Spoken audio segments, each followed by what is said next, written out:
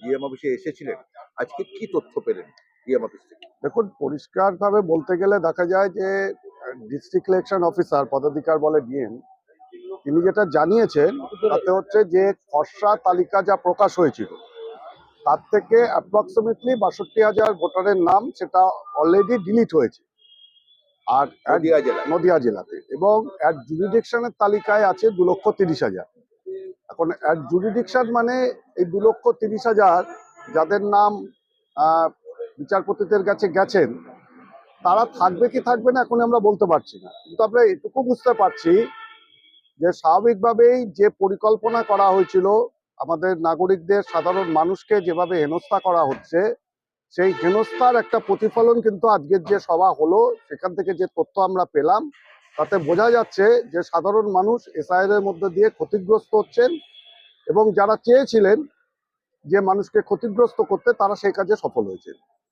তাহলে মানে ক্ষতি বলতে আপনি কাকে উদ্দেশ্য করে বললেন, বিজেপিকে? দেখুন, দুটো বিষয় ছিল। একটা হচ্ছে তৃণমূল কংগ্রেস, তারা দীর্ঘ সময় ধরে মৃত এবং ভুয়ো ভোটার এটাকে ইলেকশনের কাজে ব্যবহার করেছেন, এবং তাকে সেই সুযোগকে কাজে লাগিয়ে ভারতীয় জনতা পার্টি তারা এসআইআর করেছেন। এসআইআর এর সময় বলেছিলেন সব রোহিঙ্গা মুসলমানদের নাম বাদ যাবে, কিন্তু ঘটনাচক্রে দেখা যাচ্ছে যে এসআইআর এর সঙ্গে ধর্মের কোনো সম্পর্ক ছিল না।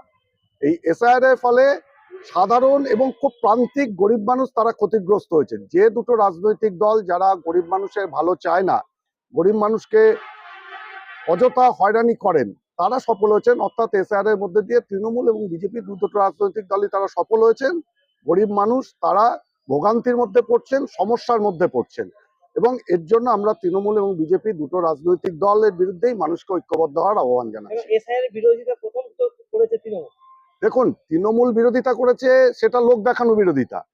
আগে যেটা করেছিলেন যে এসআইআর করো, এ দাবি যখন এখন যিনি মুখ্যমন্ত্রী আছেন তিনি যখন লোকসভার এমপি ছিলেন, তিনি প্রথমে এই দাবি করেছিলেন যে পশ্চিমবাংলায় সব বাংলাদেশি ভোটার, এদেরকে বাদ দিতে হবে।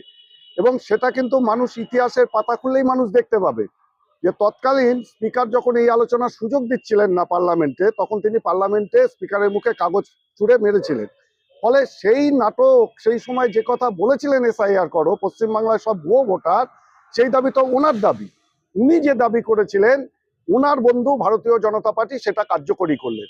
ফলে যে নাটক করেছেন, ওই মামলাটা ছিল একজন পরিযায়ী শ্রমিক ভদ্রমহিলা, তিনি মামলা করেছিলেন, এবং বামপন্থী আইনজীবীরা সেই মামলায় ছিলেন। তিনি সেই মামলার মধ্যে ঢুকে পড়েছিলেন যাতে অতীতের ইতিহাসটাকে ভুলানো যায়।